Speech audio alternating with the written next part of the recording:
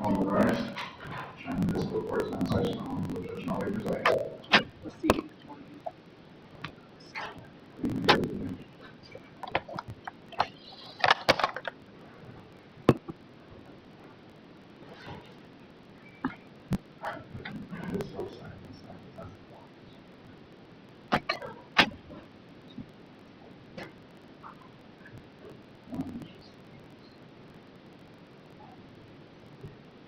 I believe that's where you correct your dues, yes? That's right. Are you with their firm? Yes, Chandler Law. Okay.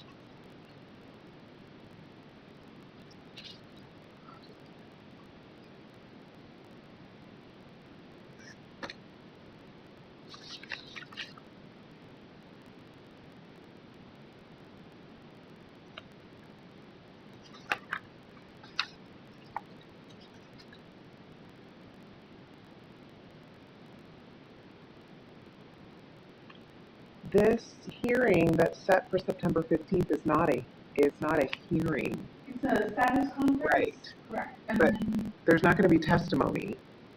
Correct. Right. Yes. You're just wanting them to bring the records at that time. Correct. It just says for testimony. I didn't want you guys to think there was going to be a full-fledged hearing that day. Correct, yeah. Like it says.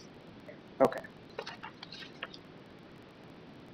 And you have not been able to get these records just by request? We haven't. I'm actually a personal injury paralegal, so I'm assisting City Boss who went ahead and she's the one who drafted up the subpoenas, and I tried so many times to get these records. And it's for your own client. It's his personal records? We're actually backed up about 6 months. So it's just a matter of timing. Correct.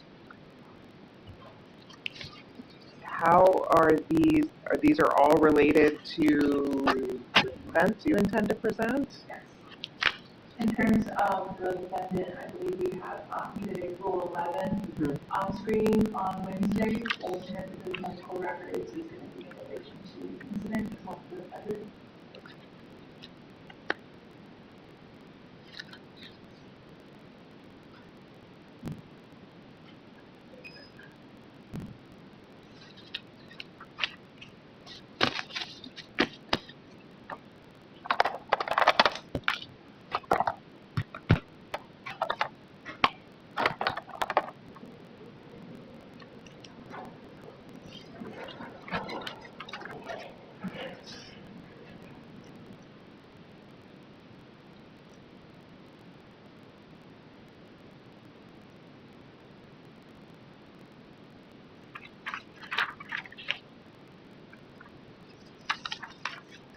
Some of them are stapled upside down, so Oh, I'm just no. signing them upside down. It's okay.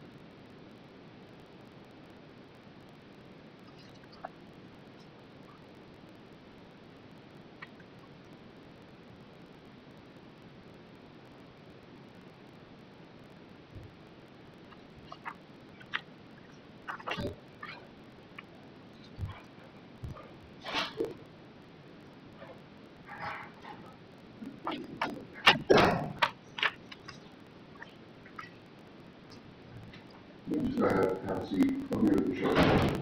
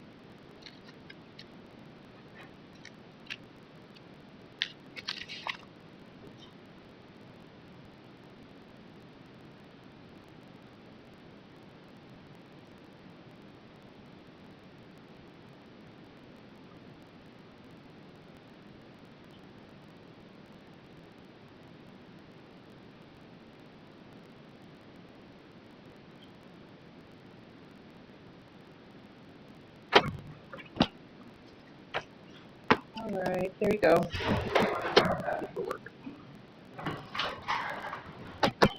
Have a good day. Thank you, Honor.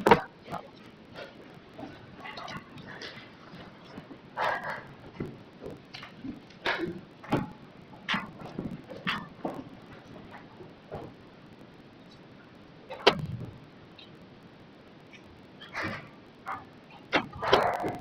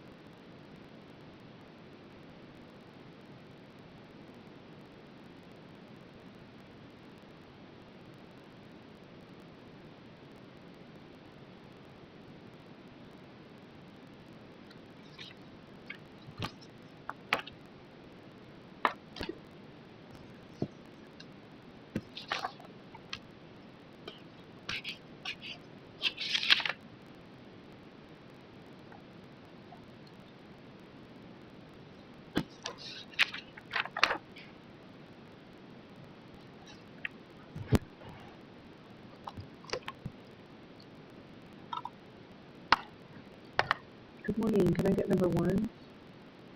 Thank you. Bless you.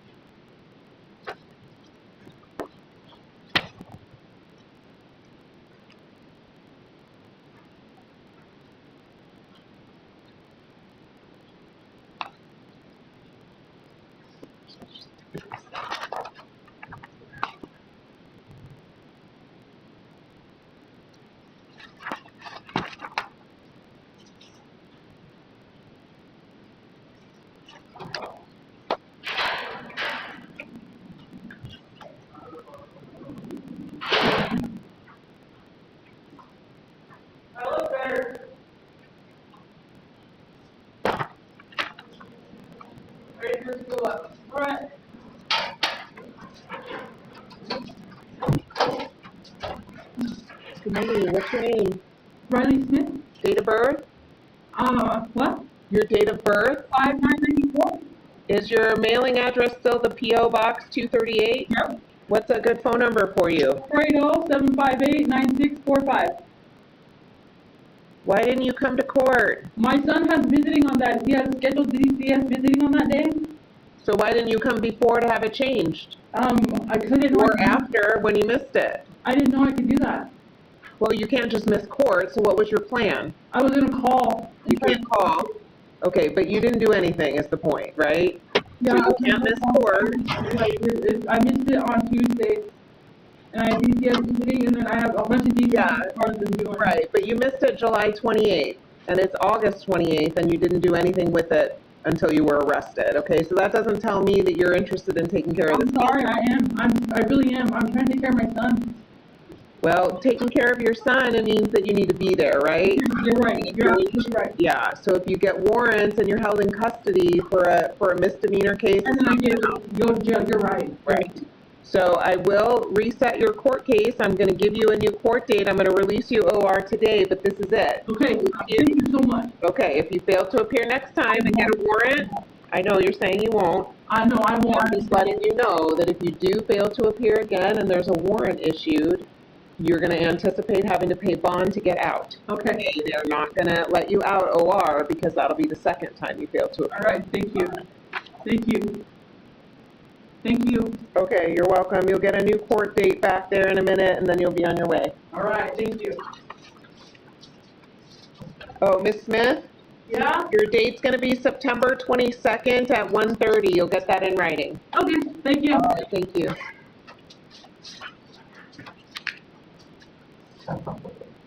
I'll let them know you're ready. Okay.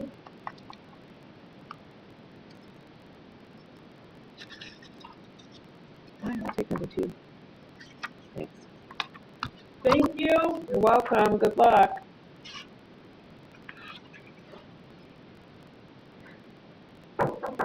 They're coming. Give them a second.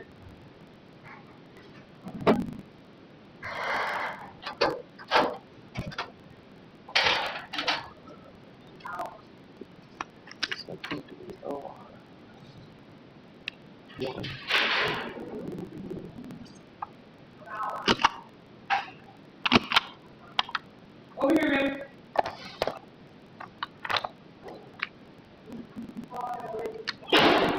Right here to the left.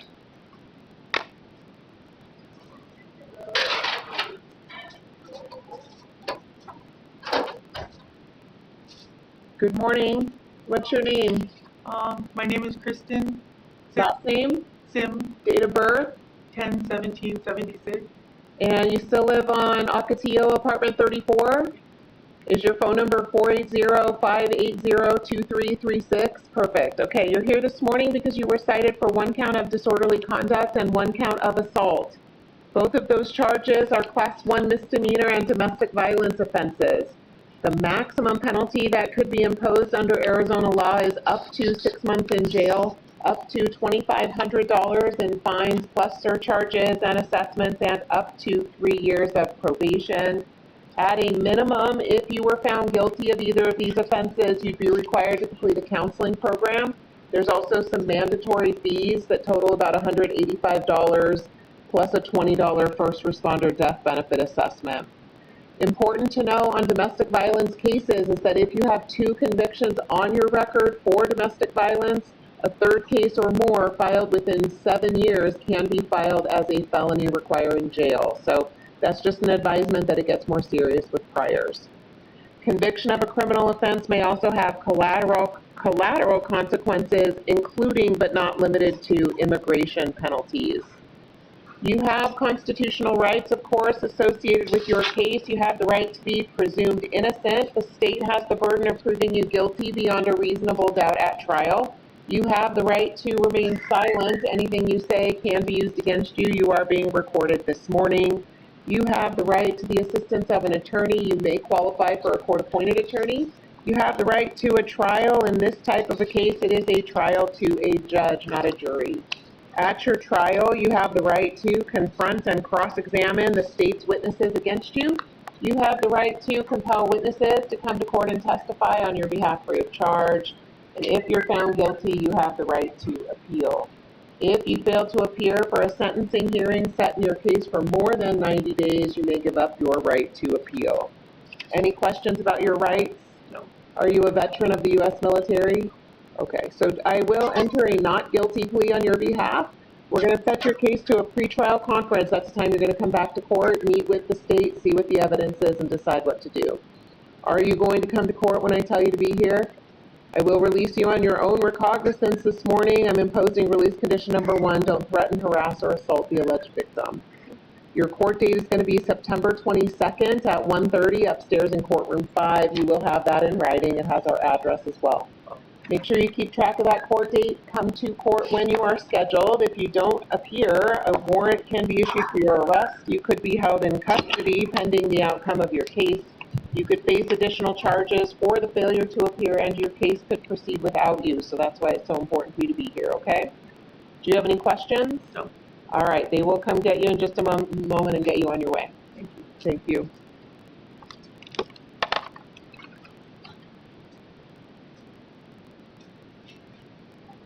Hi, I'll take number 4. Thanks.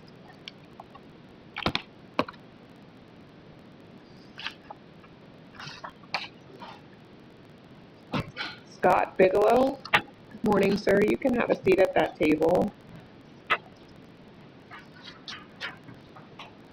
All right, what's your date of birth, sir? 3/21/1990. All right, so you have a civil traffic ticket here, 2 violations, failing to provide proof of insurance and registration. Both of those are civil in nature, they're not criminal. However, those are, well, the insurance one is the most expensive violation there is out there. And on that, there is a mandatory minimum fine of $1,500 $1,007.71 plus a 90-day suspension of your license. The registration violation also is a civil traffic offense. The standard penalty on that one is $183.80. I'll be right with you. You have two options on how to handle these. You can admit responsibility and pay the fine, or you can set a civil traffic hearing, which is the trial setting, where the state, via the officer, has to come in and prove these violations to the court. You're asking for them to be dismissed, and I can't do that. You have those two options to take care of it. But as far as the, there's a couple things we could do to try to mitigate this down, okay? Because that's really expensive, obviously. If you are able to prove that you had insurance at the time the ticket was issued, that will be dismissed. Is that the case? Well, I do have a question. So, Officer Courtroom, I believe that's how you say his name, he told me he was just given a fix-it. He said, provide proof of your insurance. Yes. Which I had. So, I apologize for not listening. I didn't know I was seeing a judge. All right. So, I apologize about that. I thought I just had to see the clerks. Okay. And show them my registration and show them. You're dressed just fine. Don't worry. Thank you. So I just thought I had to provide proof of my insurance and of my registration, which I brought. So, you have it? Yes, I do. It's on my phone. Yeah. So I mean, they call it a fix-it ticket. It's not exactly true. Yeah, that's exactly what I thought was going on. If you had proof and you just didn't have it to show the police officer. No, at that time, so essentially why I put on there, if you could dismiss it, just ran into money problems. I'm going through bankruptcy, so all my money is going to my lawyer for that. So it lapsed, and I told the officer that it lapsed, but I re-upped it with Progressive that day. Okay. I mean, day late, dollar short, right? But I essentially work from home, so my card literally just sits there. And essentially I had to go take care of my, sorry, it's going to take fix to pull it up. So here is my ID. Oh, it is plugged in. I didn't think it was. Oh, yeah. And I'm going to need this in registration and exit over to that.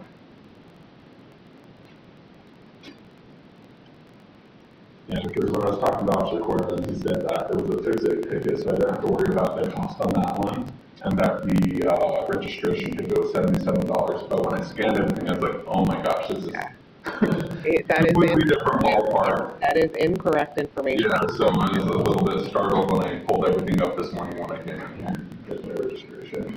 So with the proof of registration, it's not a fix-it ticket either, so that information is incorrect on both counts from the officer. So once he writes these tickets, there's citations that carry fines. They can issue warnings, and they do that, then it's entirely different. So now it is true that if you're able to provide insurance that was in effect at the time the ticket was issued, then that gets dismissed. When you get it after the fact, even if it's the same day, it does not get dismissed, but there's a way to reduce it, and you've already done the hard part, which is get the insurance, because there's two things you have to show to the court to get the reduced penalty. One is a 6-month policy of insurance, which you've done, which is the expensive one. The second thing I need from you, though, is your 39-month driving record. And that's because I have to check and make sure you don't have prior insurance violations. If you don't, then you're eligible for the reduced penalty, which is $240 with no suspension. So it's a huge savings. Yeah, that's way better. It's way less stressful. Yeah, it is still a hefty fine, but it's not as bad. How do I get the driving record thing? Because I haven't had a ticket since I was 18 years old. Right, so your driving record will probably just say no driving record, which is fine. You can get it several ways. You can go to MVD and get it. It should cost you $3. You can go to MVD Now, the website, on your phone even, and buy it. It's $3. You don't even have to print it. I can look at it on your phone. So if you wanted to go step out and do it and bring it back, I'm happy to do that. Or you can go to any of those third-party dealers, but they charge you more, a little bit. I don't know how much it is. So MVD Now? Yeah, that's the website, mvdnow.gov. What we're going to do today is I'm going to note that you provided the proof of 6-month insurance, so you don't have to bring that back. I'm going to reset you a new date, not because you can't come back this morning, you can, but because once somebody leaves the courtroom, you have to have a new date, because many times people don't come back, and then it becomes a problem. So we're going to reset that. I'll give you a new date in about 30 days. That's just the deadline. You can come in anytime on or before that date to bring in that driving record. When you do that, you'll be eligible for the reduced penalty of $240 with no suspension. As far as count 2, because you showed proof of registration, the state has a standing motion to dismiss, or a motion to, is it a motion to dismiss or suspend? Fine, it's a dismissal. Yeah. I haven't done civil in a while. The state has, basically, they file a motion with the court that says if somebody's cited for this, but they provide proof, you can dismiss it. So that's what we're doing. Awesome, thank you. So count 2 is dismissed as of now. And then count 1, we're just going to give you that new date. And then, like I said, if you want to step out into the hall or whatever, you'll get better service out there. And then bring it back in. I'm in here, I'll probably be down here till 10:30 and then upstairs till 11:30. And then if you need to come in the afternoon, that's fine, but it will be till 1:30. Okay. So MVD now, driving record. Yes. It'll be called your 39-month, I don't know why it's 39-month driving record. You do not need to pay for a certified copy. Just a regular old copy on your phone is fine. So I'm technically denying your motion because you were asking for them to be dropped, which I'm not doing, but we've talked about what it is we're doing. So we'll give you that information here in a second, and then I'll see you back probably, or otherwise just come and take care of it. Awesome, thank you, I appreciate it. Give the clerk just a second. Morning, sir. What's your name? Edward George, And your date of birth? 12684. Do you still live on Shuttle Road in Sacaton? Or is that a good mailing address? Yeah. It's okay. All right. Do you have a phone number? No, I don't have a phone. All right. That's okay. We're going to give you whatever paperwork you need in hand, okay?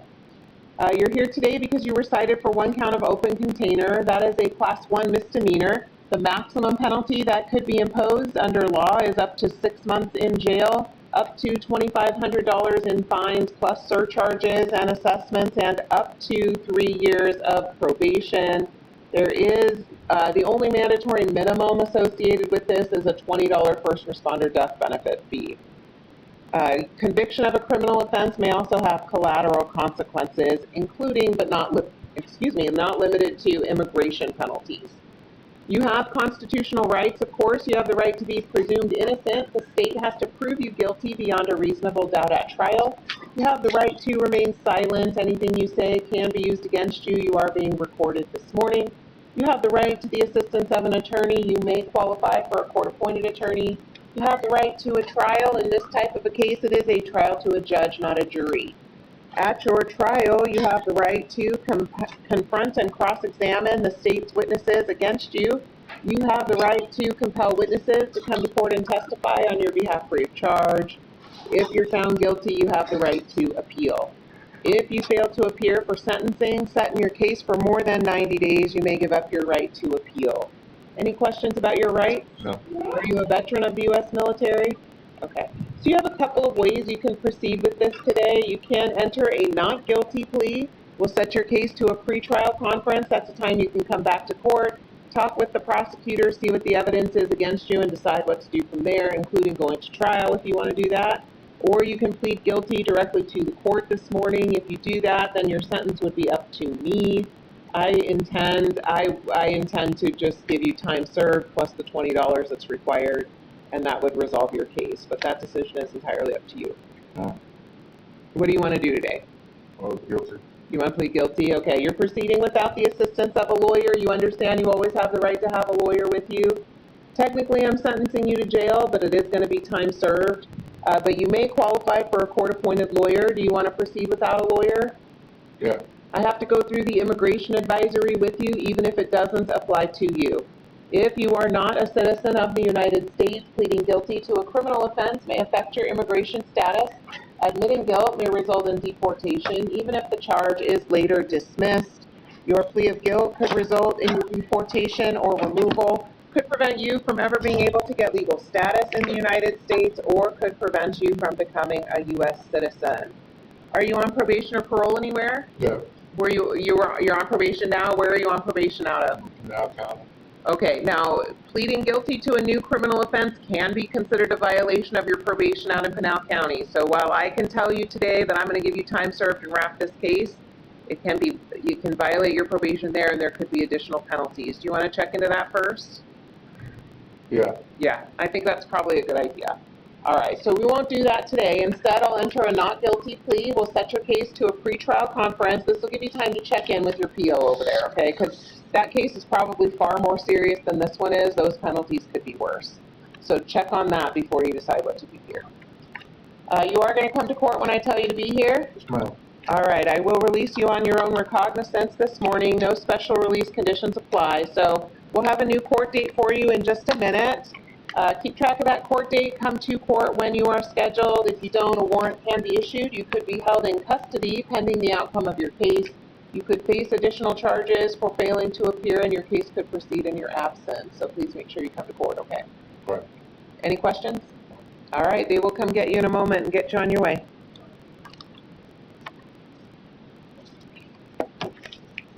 I'll take number 5.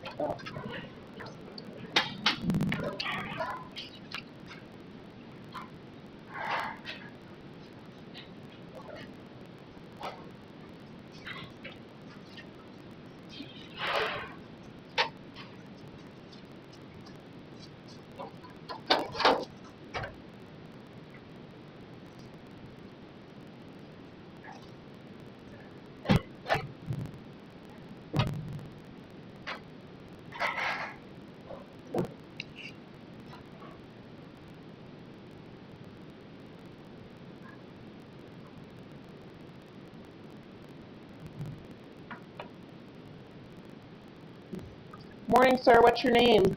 Francisco Solano, And your date of birth? 51008. Do you still live on Manor Drive in Casa Grande?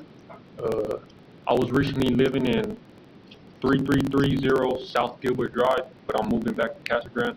So you want to leave it on the Manor Drive address? Yes. All right. What about a phone number?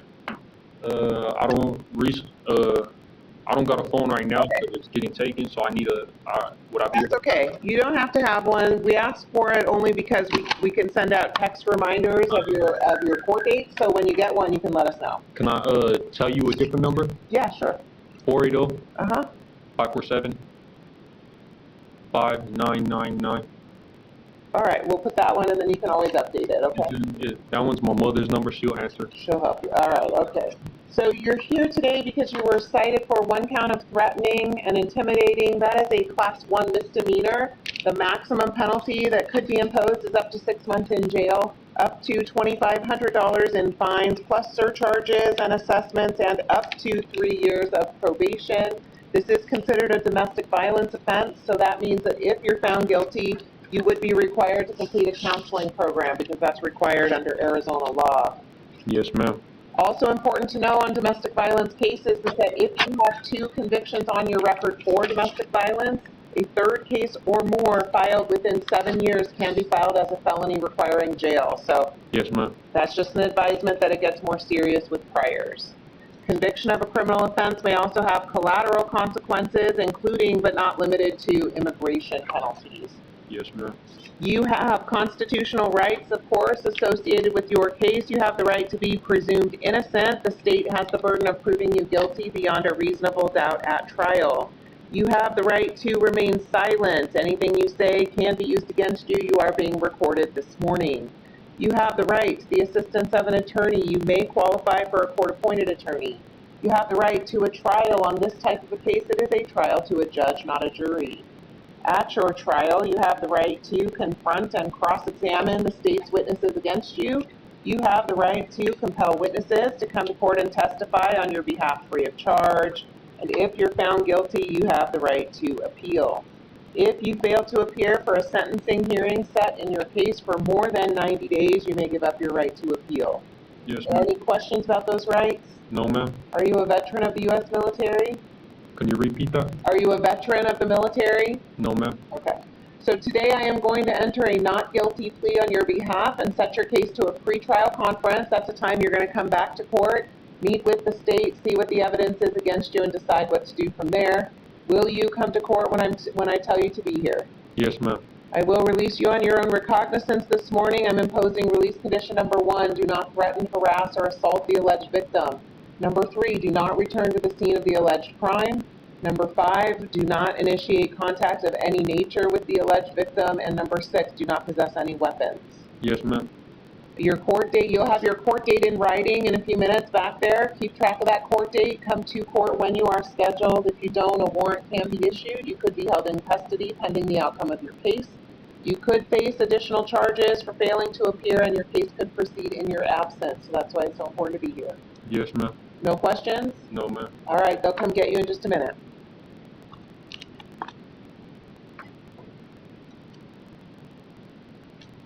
I'll take number 6. Yeah, thank you. Is Gabriel Fleming in here? Gabriel, you can have a seat right here, sir.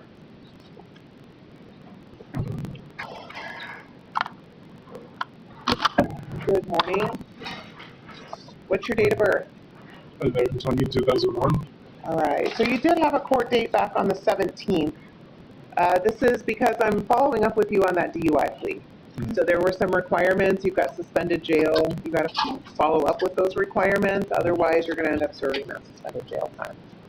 And I read what you said in your motion. And here's the reality. The court system is not set up to be really helpful to you. This is punishment, right? So I appreciate that you are asking for help, but this isn't the place you're going to get it. You're not going to find it here. And that's, not ideal, but it's reality, okay? You're required to do counseling for this court. So, we're ordering you to do that counseling. What you do with it is entirely up to you, okay? I don't even have any real direction to give you as far as finding things.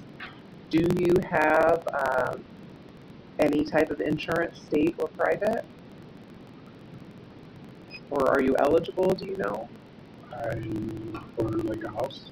No, for insurance, like medical insurance. Oh, I think I do. You think you do? So you probably want to check into that. Yeah, I know where to find out because I'm a drunk. I just can't stop drinking. Right. So you need something. Yeah. And but I don't drive. I don't have. Well, I do have a car under my name, but I cannot. Well, it's broken. And also, I don't know why I'm gonna go to the company to put in a Blu-ray if it's a broken car. It doesn't make any sense to me. right. So And the interlock is something MVD is requiring of you. It's not what this court is requiring. So there's 2 different things going on for you. You've got some penalties that MVD are imposing, which includes the interlock, and then you've got some things that we are doing. What I require of you under the terms of your plea is the counseling and the Mothers Against Drunk Driving Impact Panel. So the interlock is an issue. MVD is going to require that for you. You'll never get an unrestricted license until you put that interlock in. But that can be pushed down the line for 5 years. If you're not driving now anyway, it sounds like you've got more important things to deal with first. Yeah. So I am encouraging you to find out if you have coverage that will get you some help. Because if you do that, you're going to satisfy this court Yes, ma'am. and help yourself. Yes, ma'am. I did get the impression that interlock thing was a lot more important than classes. I just have not been able to get the money to start the classes. Right. And that is my point. Well, and that's why I was inquiring about insurance. Because if you have private insurance or even access, there are companies that accept that insurance. So if you can get the help that you need and are required to get, and you have coverage for it, that would be ideal, right? Would that count? Because I have been to some of these institutions, right? They say that for drunk people that drug people that people that have real problems. So would that count as that could count, right? Yes. Yeah. If you check yourself into a residential treatment, I would be thrilled, and I'm happy to accept it. So there are certain programs that are accredited by the state, and there's a list that I can give you for that. Those are all totally acceptable by the court, but there are some that are not on that list, But if you provide me the information on what counseling, what treatment they're putting you through, I can still accept it. Okay. It's just that I'll need more information on it. Mhm. If it's on this list that's already approved, then I can accept it without further documentation. But if it's not, then I would need some additional documentation from you, that's all. Right, and you had ordered me to do classes for about a year now, or how long? You were just sentenced in April. So So, how long am I supposed to do the classes? well, you go to a facility or a program, they will do an intake or an assessment. They will tell you how many classes they think you need to do, and then you need to do them. So I'm not the expert on counseling. You go to the agency, they're going to assess you and tell you how many classes to do, and you do those classes. So they'll let us know, hey, this particular person needs to do this number of hours, and then I'll just expect you to follow up on those hours. So I don't know how many hours they're going to tell you. Right, because what you had ordered me to do was go into pay for Get a set. and this, but I know that there's some classes that will take my insurance, so it would be a lot easier for me to. Right. If you can find a place that your insurance pays for, by all means, Mhm. do it. I can print you out some information on agencies that will accept state insurance. Because if they accept state, they're going to accept private also. I So, also know, I don't mean to interrupt you, Yeah. but but, I do know some, I do know some spots that will accept me, but I have to drink before a game because they take my breath and they want to know how much alcohol I have in my system. I've heard that before. I don't understand it, but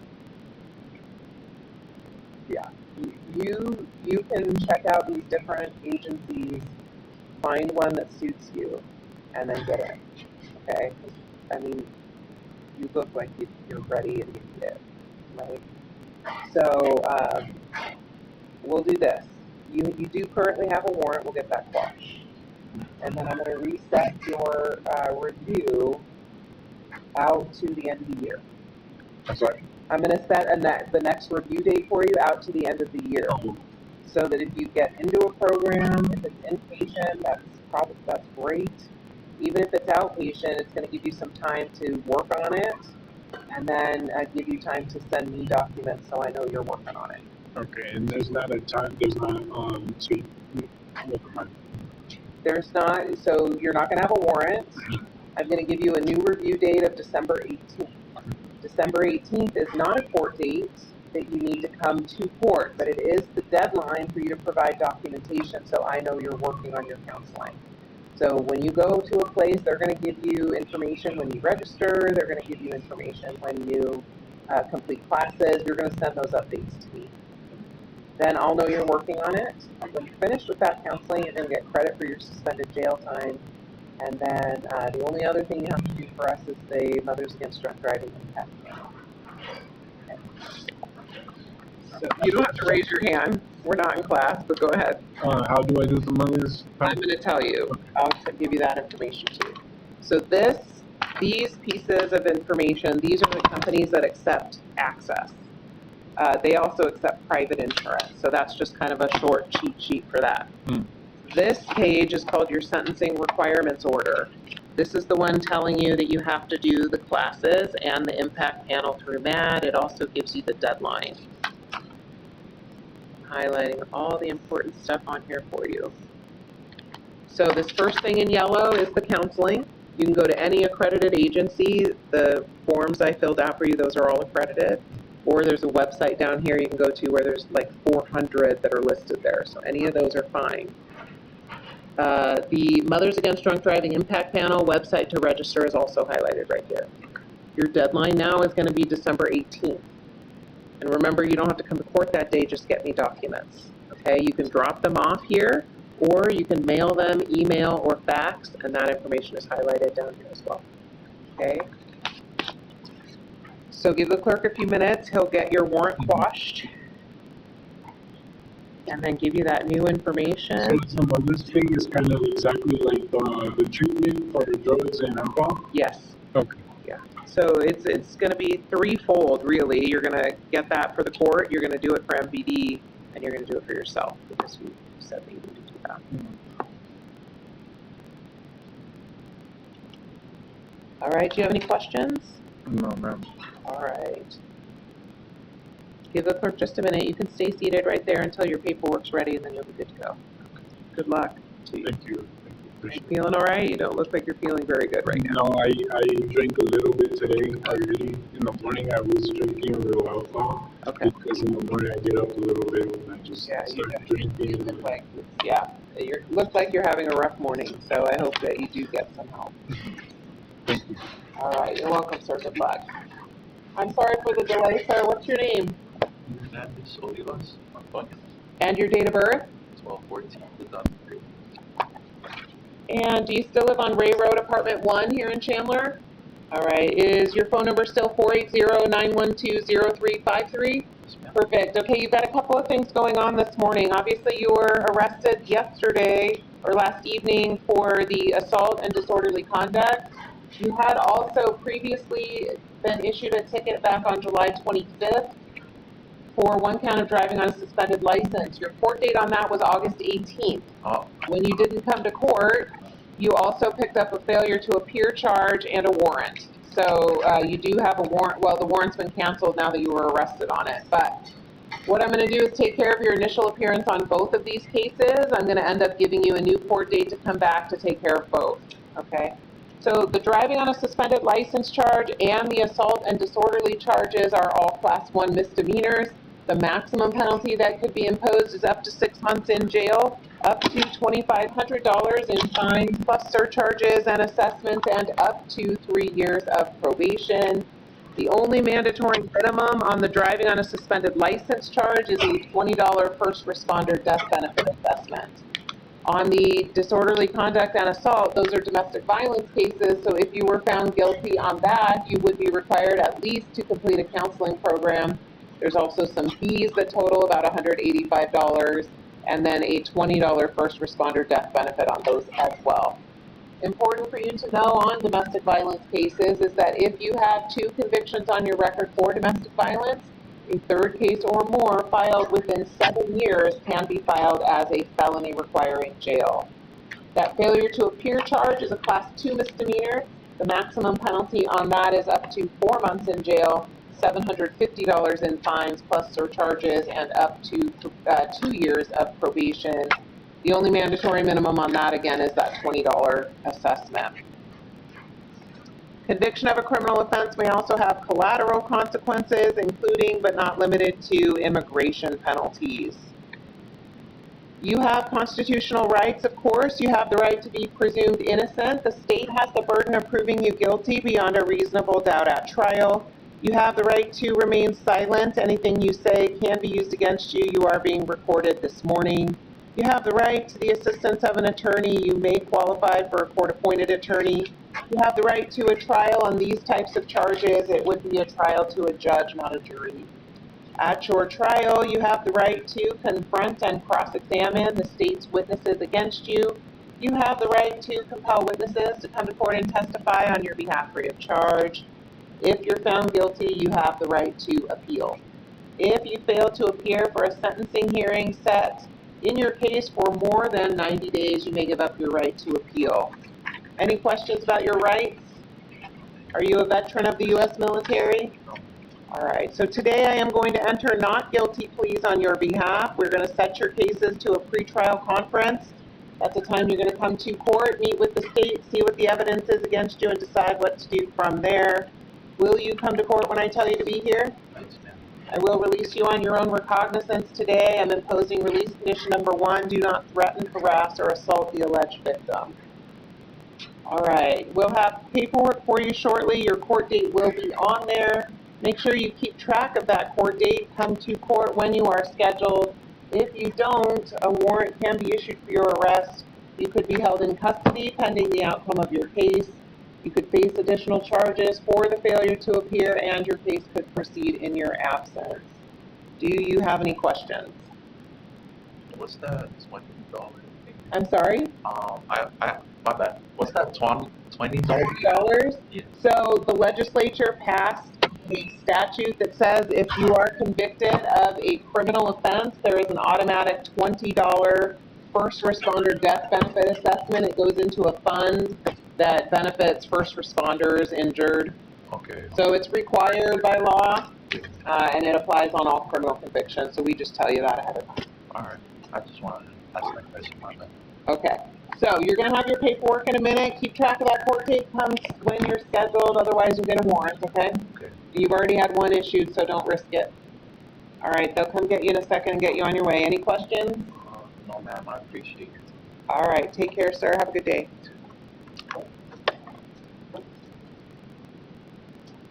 Hi, I'll take number 7. Thanks. Remind me your last name, sir? Bigelow. And you have your record, you can bring it up. I'll put below that. Daisy, is that you? I'll be right with you, okay.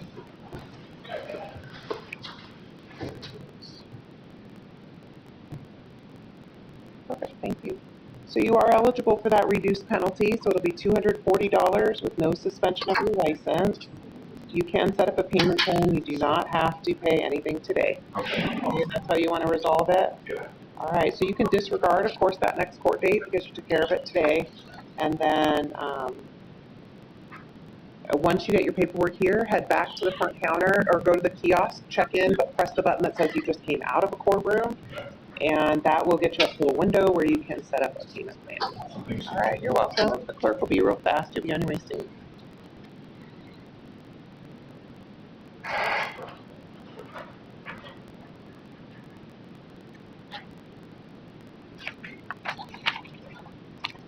Good morning. What's your name?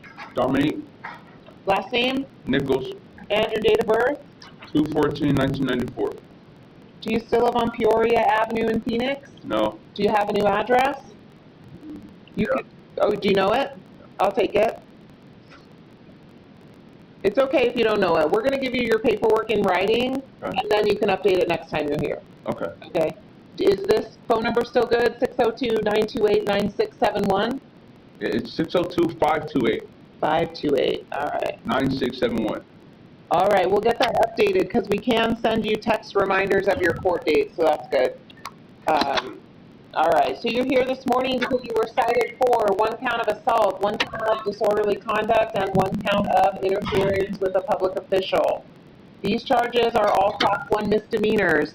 The maximum penalty that could be imposed under Arizona law is up to 6 months in jail, up to $2,500 in fines, plus surcharges and assessments, and up to 3 years of probation. As a minimum on all of them, there is a $20 first responder death benefit assessment that would be imposed. That's the only minimum on that interference charge. The assault and disorderly conduct are domestic violence offenses. So if you're found guilty of either of those, you would be required to complete a counseling program. Also, there are fees that total about $185 in addition to the $20. Important to know on those domestic violence offenses is that if you have 2 convictions on your record for domestic violence, a 3rd case or more filed within 7 years can be filed as a felony requiring jail. So that's just an advisement that it gets more serious with priors. Conviction of a criminal offense may also have collateral consequences, including but not limited to immigration penalties. You have constitutional rights, of course. You have the right to be presumed innocent. The state has the burden of proving you guilty beyond a reasonable doubt at trial. You have the right to remain silent. Anything you say can be used against you. You are being recorded this morning. You have the right to the assistance of an attorney. You may qualify for a court-appointed attorney. You have the right to a trial. In this type of a case, it is a trial to a judge, not a jury. At your trial, you have the right to confront and cross-examine the state's witnesses against you. You have the right to compel witnesses to come to court and testify on your behalf free of charge. And if you're found guilty, you have the right to appeal. If you fail to appear for a sentencing hearing set in your case for more than 90 days, you may give up your right to appeal. Any questions about your rights? No. Are you a veteran of the U.S. military? No. So for today, I am going to enter a not guilty plea on your behalf. We'll set your case to a pretrial conference. Are you going to come to court when I tell you to be here? Yes, ma'am. I will release you on your own recognizance this morning. Release condition number 1, don't threaten, harass, or assault the alleged victim, okay? You'll have your court date in writing in a few minutes. take that with you, keep track of that court date, come to court when you are scheduled. If you don't, a warrant can be issued. You could be held in custody pending the outcome of your case. You could face additional charges for failing to appear, and your case could proceed in your absence. So that's why it's so important for you to be here. Do you have any questions? All right, they'll come get you in a second and then get you on your way this morning. Thank you. Thank you.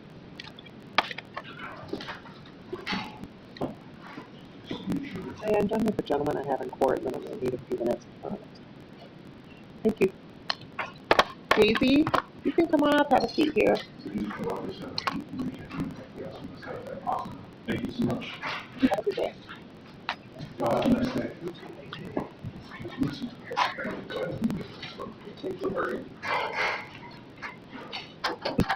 What is your date of birth? 7/26/96. All right, so it looks like you were scheduled for a review today. It didn't require your presence, but you're here. That's good, because you're just asking for some additional time. It does look like you entered into this plea almost a year ago now. So all of these requirements, all of these things are required under Arizona law. So it's not something that the court really has any discretion on. You can't waive these requirements. The only thing we can do is work with you on time, and we're getting to the end of that also. So what little room we have, we're bumping up on the end of it, okay? I am going to give you more time, but I just want you to be aware that at some point it's going to be no, and you just have to do your jail. Okay. So, and the important thing for you is, in your case, we have 21 days of suspended jail. So you obviously don't want to be doing that. Yeah. That suspended jail remains suspended as long as you get that interlock installed. So the counseling is required, yes. The Mothers Against Drunk Driving impact panel is required. The interlock is what's going to keep you out of jail. Okay. So you got to be working on it all, but if it came down to, hey, I have to pay for some classes, or I have to pay for my interlock installation, that's what's going to keep you out of jail. Okay. All right. So it looks like you were working with agency on your counseling. You did the screening, or do you know if you're still active, or you're going to have to re-enroll? No, I wasn't on Monday at 6:30, so I'm still doing the Okay. Do you remember how many they ordered you to do? This is 13. Okay, and how many have you done? I've done like 3, just sometimes I'm going to get a B. And you're still working with agency? Yeah.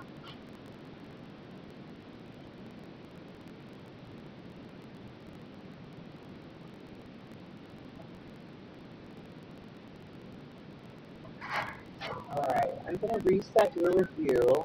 And again, it's going to be a review where you're not required to be here, but if you don't have these requirements done, you certainly can come in and talk to a judge. Typically what happens is we review your cases on a day like today, and then when the judge saw that that information wasn't in there, he would have set a court date called an order to show cause and mail it to you, and that's when you can talk to your assigned judge, obviously.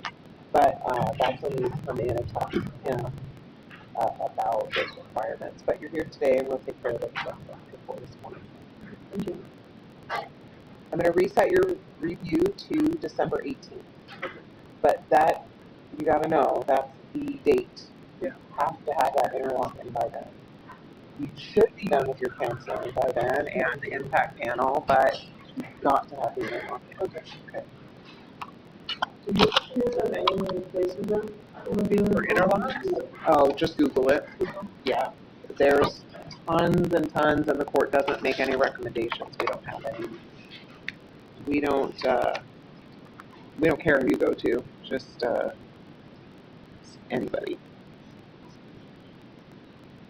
I'm giving you a new sentencing requirements order. That should look familiar. And I'm highlighting everything that applies to you. So we're looking for completion of the counseling, the impact panel through MAD, and the website to register for that. That's like number 3 on the list. I'm going to prioritize it, yeah. That was impact panel. Did you do that already? I think I did. The only thing I had left. Oh, you did it. Yeah, you did it. I see. It's marked off. All right, so number 1 priority is the interlock. Number 2 is finishing the counseling.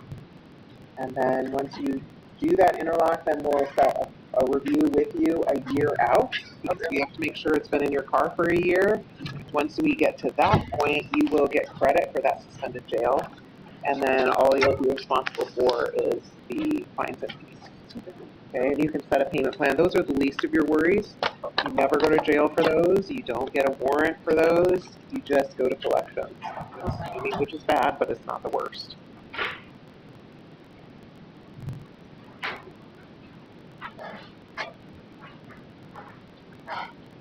Thank you.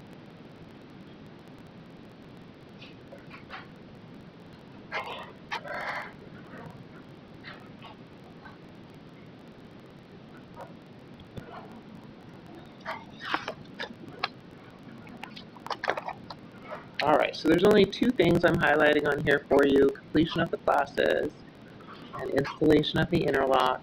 You can get that documentation to us by dropping it off here, by mailing it, emailing it, or faxing it, and that information is highlighted down here. All right, you're welcome. Give the clerk a second. He will get that set for you, get you your paperwork, and you'll be good to go today.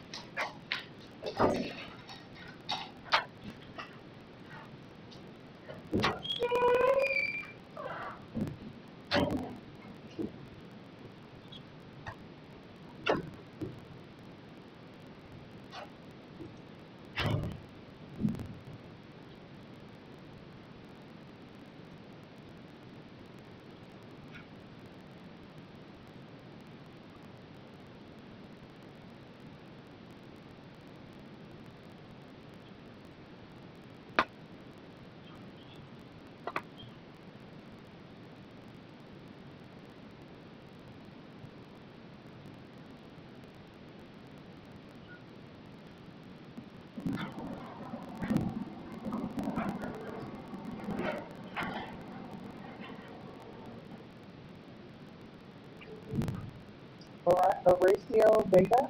Good morning. Let's see at that table there. And what is your date of birth, sir? Thank you. Can you raise your right hand? Do you swear or affirm the information you provided in your petition is true to the best of your ability? Yes, ma'am. Thank you. You're seeking an injunction against harassment against your ward leader. Correct. And so this is your son's girlfriend's ex. Correct. Figured it out. All right. Now, for an injunction against harassment, there has to be at least 2 incidents of harassment directed at you. As I'm looking through your petition, I can agree that probably the second encounter you had, since you had previously told him to leave, might rise to the level of harassment. But the first incident where the person came to your door and you asked him to leave and he did, that doesn't. That's just a person coming over, being told to go away, and he did. The second part, that's what makes the second one an incident that might rise to the level. There's been nothing else. I mean, not towards us, but I mean, there's more stuff behind that. Right. He found out we were living, we put an air tag on a car that was parked in front of the house. There was a report done to the city of Chandler the next day about that. Apparently he left town for 2 weeks. Whatever. I just don't want this guy around the house because something's going to escalate. And I'm trying to do the right thing, and I keep getting turned away because it's like I gotta wait for something to happen or a second incident for me to be able to do something legally. It's gonna get this show up to my house. He told me directly when I approached him in his car that if you saw my son, there's gonna be a problem. So this is where, the judicial system does us no service because we're trying to do something correctly, and if this gets back up in my house, it's not gonna be a go away. And it's like a ranger attack, but it's like you can't do nothing against him until he acts on distance. Right. It's frustrating, but if I can only do what I can do, and it shows him out again, it's going to be what it's going to be, I guess. Right. And I mean, I hear you. I understand. There's different requirements when it comes to an injunction versus an order of protection. So if there was like a domestic relationship here, one incident might be enough. But the law is that on an injunction where there is no relationship, there has to be at least 2 acts. And I understand what you're saying. I have to wait for something to happen. And I mean, I would like to disagree with you, but yes, the law requires those 2 separate acts of harassment before I can issue an injunction. So I hear what you're saying. I don't disagree with you, but that is the state of the law as it is right now. Like I said, it is what it is. I'm understanding of it. It's just, we want to do it, look at that, and they don't answer sometimes. And I mean, also, an injunction is an injunction, yes. Right. You are already protected by all the laws of the state. So you have told this guy, do not come back to my house. So you essentially trespassed him from your home. If he shows back up at your house, that can be considered a trespass. It can also be another incident that you can add in a petition for an injunction. So yes, an injunction is an additional thing that will tell him not to come to your house or bother you. But he's already not allowed to show up at your house once you've told him not to be there. He's not allowed to threaten you. He's not allowed to harass you. Those are already laws on the books that he's not allowed to do. People feel better with an injunction in place, but the reality is he's not allowed to commit crimes against you at this moment or any other. So don't feel like you don't have any protection because you do. I can't give you an injunction. I mean, even with the protection or whatever, it doesn't mean you get into a lot of these ways we think you should do. So, again, that's what it is. Yeah. So I hope that you're not going to have anything in addition to put in a petition. If you do, come back and see us. Okay? So I have to deny your request. I hope I've explained why. I know that you disagree, and I don't disagree with you, but that is what we're going to do today. You do have the right to appeal my denial, and I've included your appeal rights in writing. If you do intend to appeal, you just need to file a notice of intent to appeal within 14 days. Don't worry about it. I appreciate it. Take care, sir. Thank Good you. luck. I really hope this won't happen. Such is life sometimes, Thank you.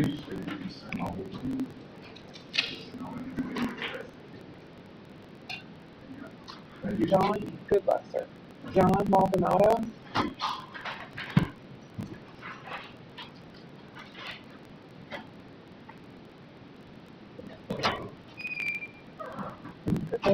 Yeah, be there, sir. What is your date of birth? 09/28/2006. Thank you. So you have a ticket here for no insurance and no valid driver's license. Both of those are civil traffic offenses. They're not criminal in nature, of course.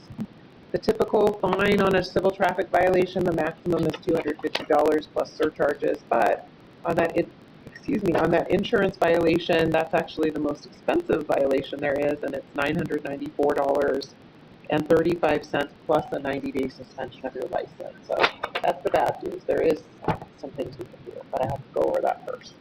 The no valid driver's license, again, is civil. The typical fine on that one is $183.80. So essentially you have 2 options on how to handle these. You can admit responsibility and pay the fines, and there's a way you can reduce it, and I'll talk about that in a second. Or you can set a civil traffic hearing, which is the trial setting where the officer has to come in and prove the violations to the court.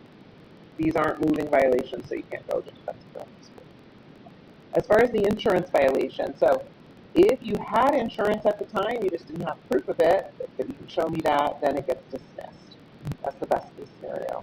If you didn't have insurance at the time, there is still a way to get it reduced. So instead of being about $1,000, it would be $240, plus we don't have to impose that suspension. The way to do that is to bring two pieces of information to the court. I need a 6-month policy of insurance going forward and your 39-month driving record. The driving record is so that I can see you don't have any more than one insurance violation in the past 3 years. As long as you don't, then you're eligible to have it reduced to 240 with no suspension. Okay. And I can give you time to get that. So as far as the no valid license, if you can get that license taken care of and show us that you got your license, then we typically don't impose a fine. So we'll set that in mind. So we'll just reset both to give you time to work on that. As far as the insurance on that driving record, you can bring it in electronically on your phone. You don't even have to print it out for us, but we'll need a 6-month policy of insurance, and then your driving record you can get from MVD.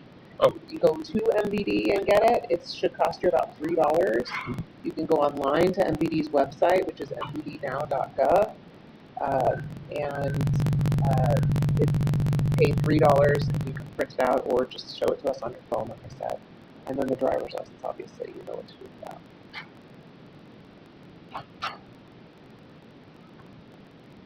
On your paperwork I'm going to give you, it's going to have a new court date in about 30 days. You do not have to wait for that court date. This is just your deadline. So you can come in anytime on or before that date to take care of this. It'll also have on that paperwork what we're looking for, so it reminds you what to do. And for the 6 months insurance thing, how would I pull that up? Well, when you get insurance, they're going to give you an insurance card, and they can give it to you. Sometimes they don't usually mail them anymore. Now they just give you a digital copy, and then you can print it, or we could just look at it on your phone. So most insurance companies will have an app, and then when you get your policy, it'll be a card on your app, and that's what we look at. And what if I have it right now? You have it? Yeah, I'll look at it. Did you have it at the time the ticket was issued? No. Yeah, after. If you want to show me right now, I can make a note in the file so you don't have to bring it back next time, but we'll still just look at every 9-month driving record. Do I walk up to you? Yeah.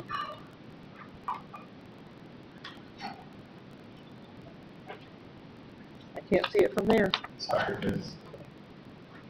I'm going to zoom because yes, I have old eyes. Perfect.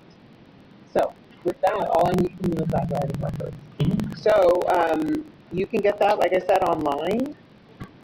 You could even go out in the hall. You don't get good reception in here, but if you wanted to do it right now, bring it right back in, you could do that. Otherwise, just come in and take care of it by that date I'm giving you today, okay?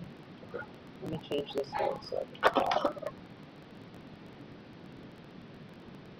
So all I need now to produce is my driving record and my driver's license. Yes. Okay. And I'm making a note here so the next judge you talk to will see that you already provided that insurance information.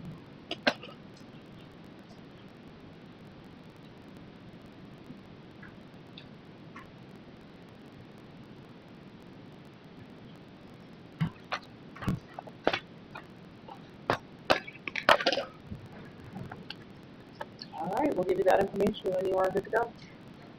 Thank you. Thank you.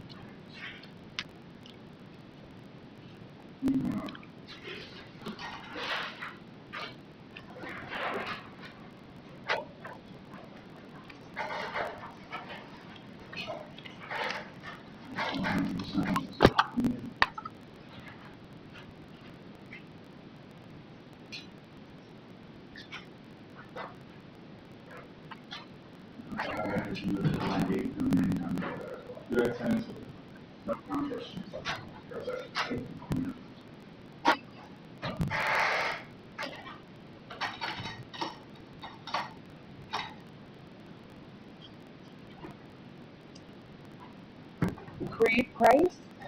Good morning.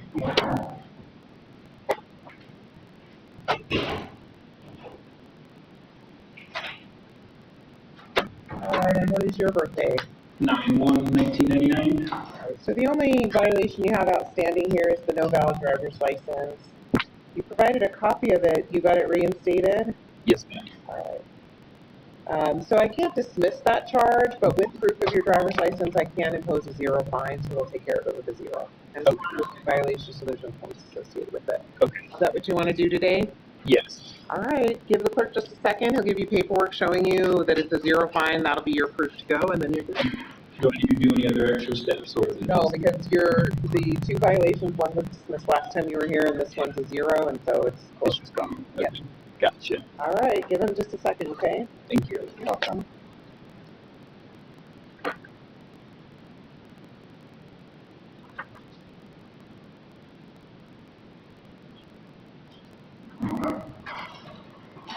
All right, Alejandra Jimenez, you can come on up, have a seat at the table there.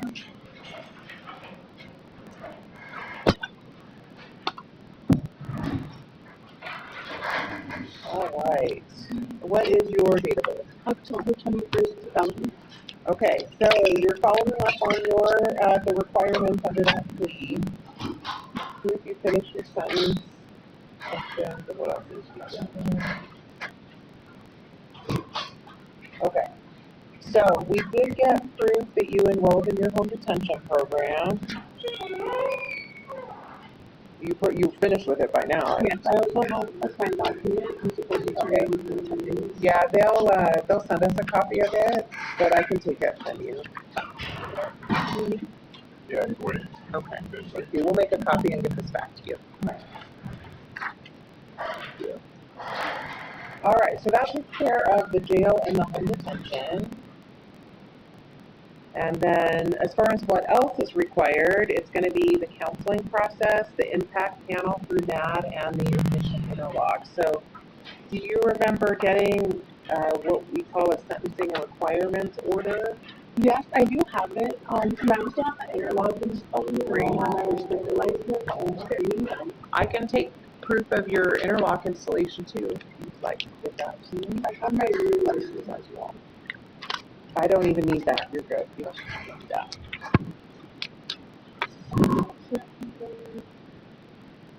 This is my screen.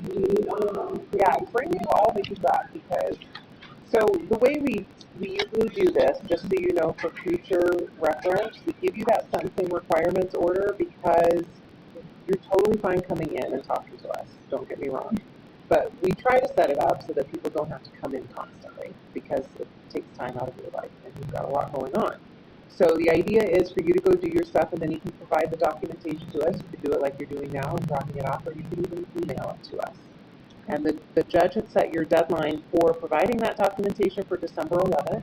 You're well ahead of schedule, so that's the good news. So go ahead and bring up what you have. I've got your jail and home detention completion here. This is my screen. I'm trying to look for the Intoxalock information. I think it's an email. Okay, I'll take a look at that. They should have given you like a, they call it an installation certificate. I can have this one too. Completion of service on UI services. Yeah, this is sufficient for that. How many hours did they tell you to do at all the UI services? Well, I don't know how. Classes. I haven't taken any classes. It was just more like counseling. Right, that's what I mean, counseling. I just wanted them for like less than an hour. Okay, so the screening and counseling requirement does require an agency do an assessment, which is what we call the screening, and then they assign you a certain number of hours. So MPD requires a screening also, but they only require the screening. We require the follow-up classes. So all DUI services is an agency that does this, so I don't know why they wouldn't have assigned you a number of classes. I got that before I got my thing. Okay, that may be why. So they took care of just the screening for MPD for you, which is good because that was part of your requirements, but it's not going to be good enough for the court. That's good enough for MPD, but not us. Yeah. So you can use all the UI services and go back there for the screening and follow-up counseling process, but you will need to do that. Okay. And so I can give you another copy of your sentencing requirement. I'll give you another copy of your sentencing requirements order in case it might be helpful for them to see what it is that we're looking for. Or you have it, you said. I'm pretty sure I do. Looks like you have all your stuff together there. Yep, that's it. So on your form, it says Arizona Behavioral. You're not required to go through. In fact, let me just reprint it for you, and I can put all the UI. That was my question as well, but I was allowed to come into court to ask that question. For what? For, to get changed? no, I have to go to Arizona Behavioral. Oh, no, you don't. So I'll just reprint it. I can either put in there any accredited agency, so you can pick anyone, or I can put all the UI services. I'll do whatever you'd like. Okay, and then for everything, like the victim impact panel, Yes. do I do that everywhere? It's the website to register is right there on there for you. Do you see it? It's madvip.org. So you register through there. That is an online class. I believe it's 4 hours. So you're going to complete that, and then they will give you a certificate of completion, and that's what you're going to submit to us. So the MAD, the DUI certificate of use screening classes, so I can go back. And then the ignition and unlock device, does that check off already?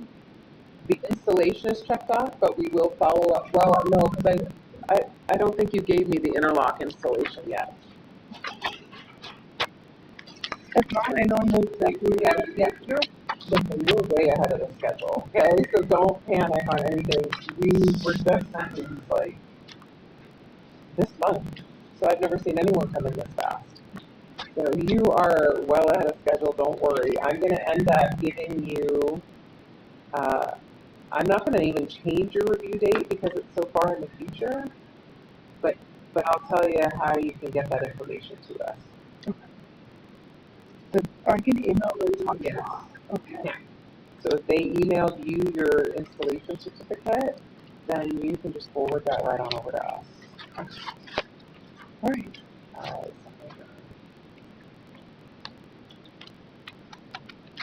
Do I have to take any other classes, or just like the UI screening classes? You do screening, counseling, and math, and that's all you have to do for us. Okay. That should be, you probably, with that screening, was probably all you had to do for MVD. So there's two things going on for you. There's like the administrative penalty through MVD that are required, and then there's the criminal penalties required by the court. Sometimes they're the same. Sometimes they're a little different. For example, MVD will accept just a screening with no follow-up counseling.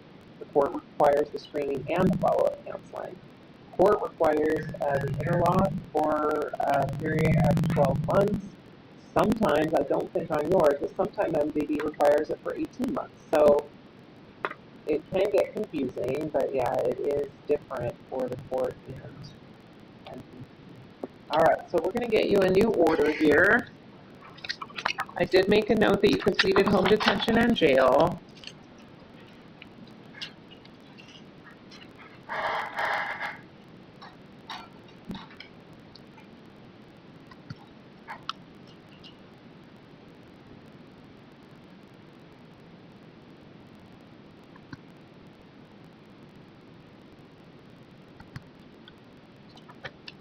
All right, and I'm going to highlight everything in yellow for you that applies to you. So we're looking for the screening and classes. I did put all DUI services in here because they are an accredited company. The MAD impact panel and the proof of installation. Your deadline for these things is December 11th, but you could submit it at any point, so you can go home and forward it right over to us right now if you want to. That takes care of it. Down here at the bottom is our mailing address, email, and fax, so you can get that to us. And then these are the three things that apply to you, along with your review date there.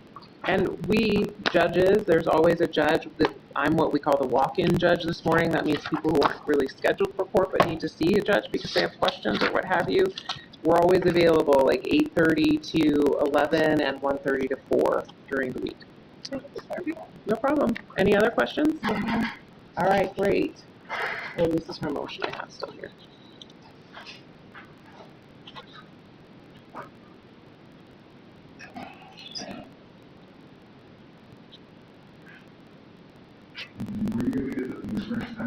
Yes. You can take that from you if you have that. Do you have it? Are you taking Oh, they just didn't get it in the file. We'll get it. Thank you.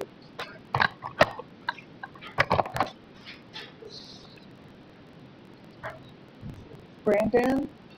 Hi, come up, sir.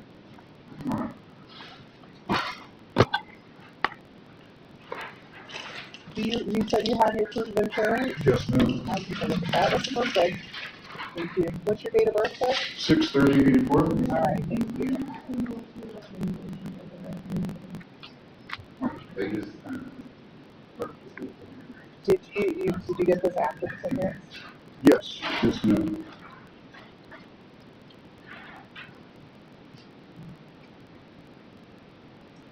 Just need to make sure I'm using the right code here.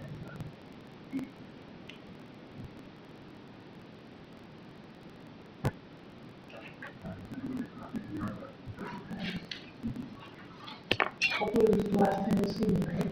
But we're always here to answer. I'd rather you come in and ask questions than, miss something, so. One thing, thank you.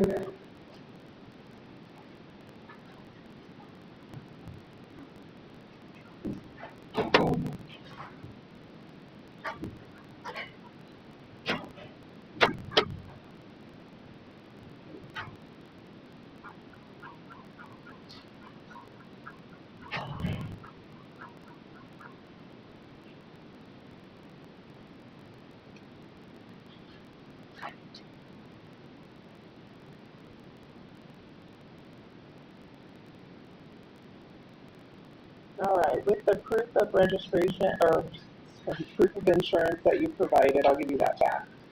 I can go ahead and dismiss that violation. Let me just write that on their order here. I would appreciate it, please.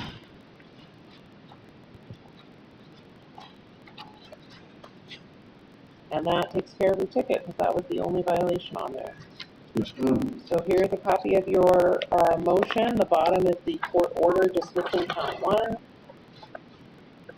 Here's a copy for you. Anyone else? Good? Okay. All right, thank you, ma'am. Hey, you're welcome. Appreciate your time. No problem. You have a great weekend. Thank you.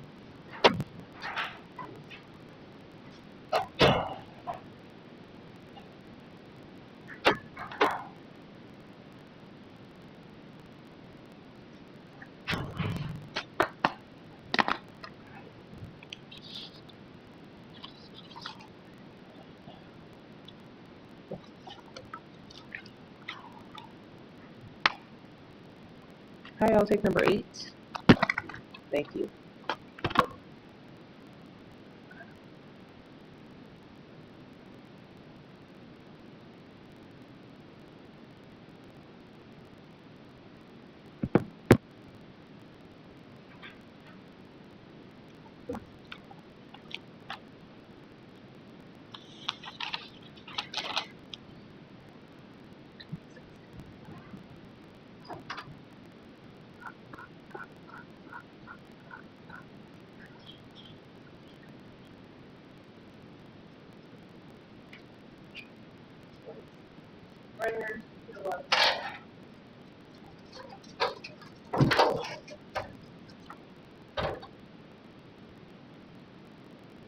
Morning, I'll be right with you, okay? Okay, thank you. Okay.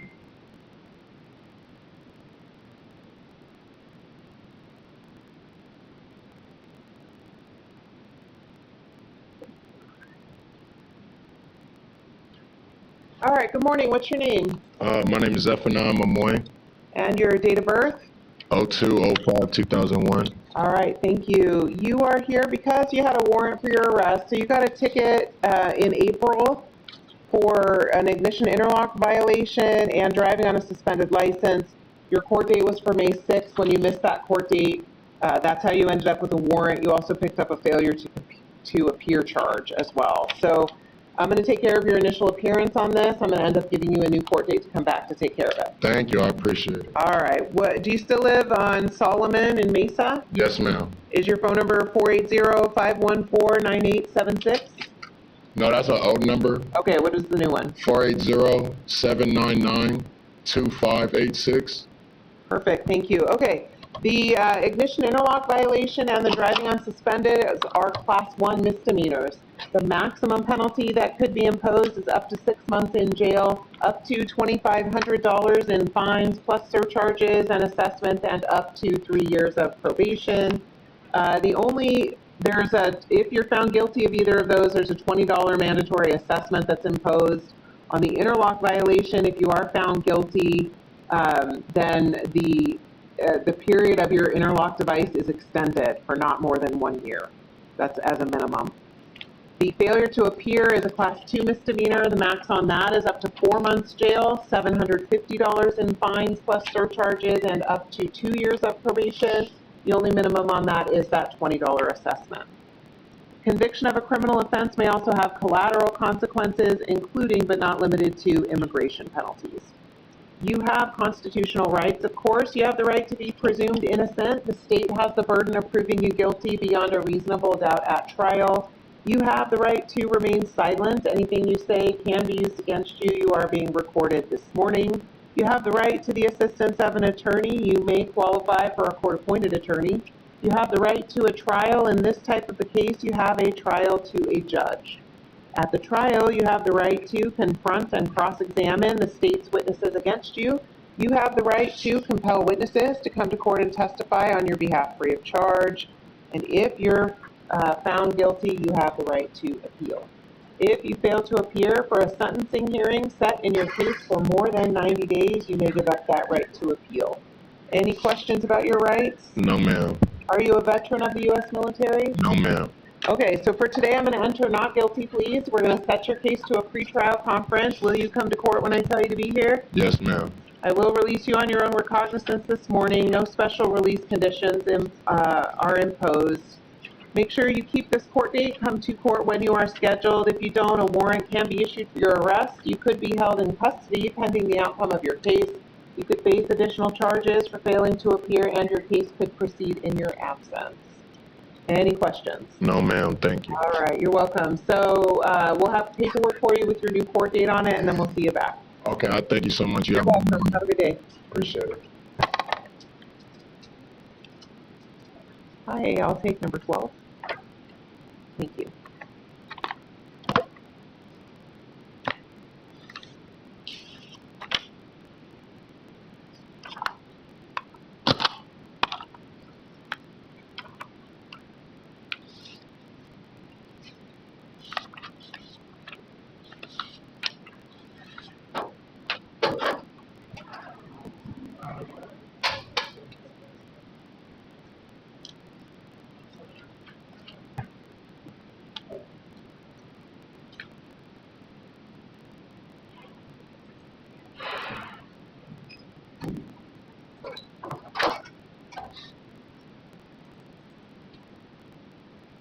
Good morning, sir. What's your name?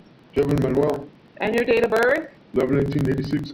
All right. You had a warrant issued for your arrest because you were on probation for a disorderly conduct.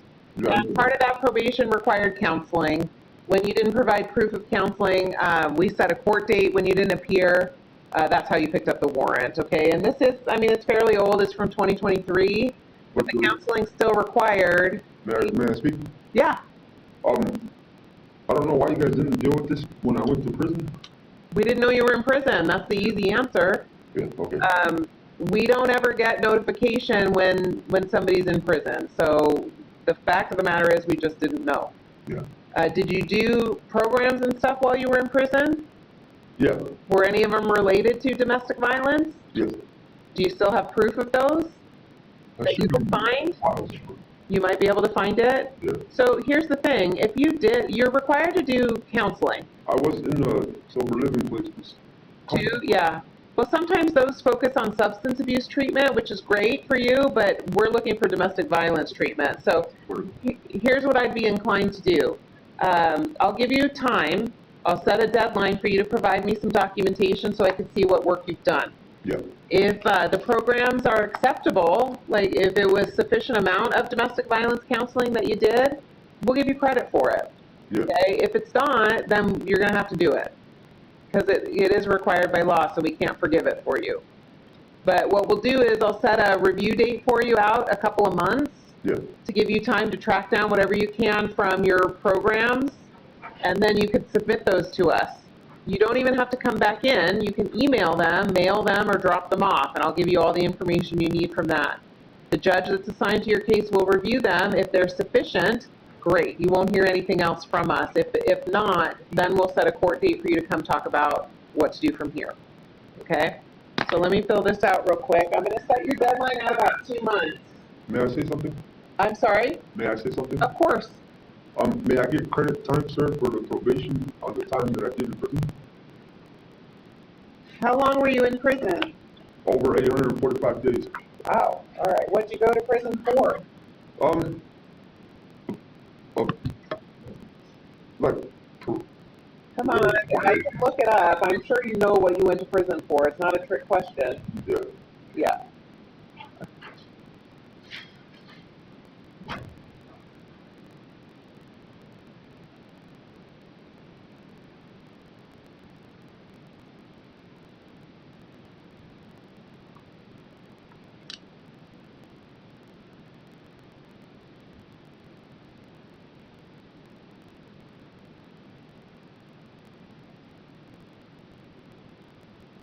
All right, for aggravated assault. Was that a domestic violence offense? No. Okay.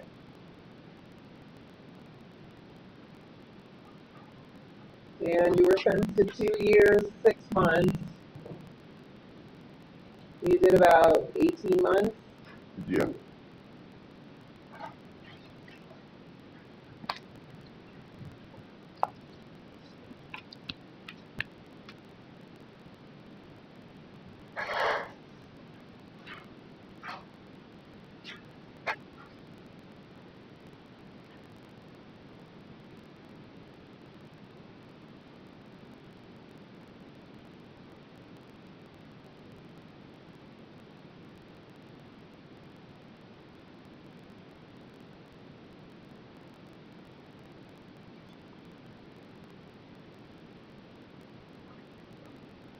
I'm going to go ahead and give you credit for time served for the time you did in prison and the programs you did there. So your probation will be expired. Are there any fines and fees owed on the office? We'll check and see if there's anything else, like fines or anything outstanding. Yeah. But as far as the requirements of the counseling, we'll just take care of that. Yeah.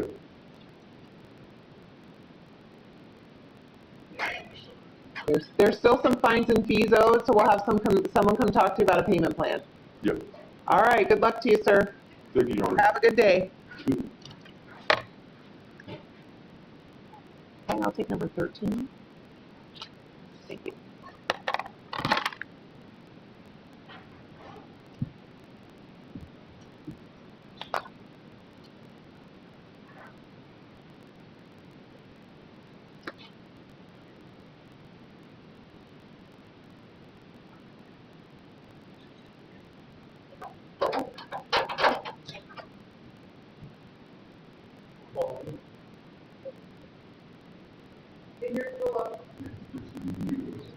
Yeah.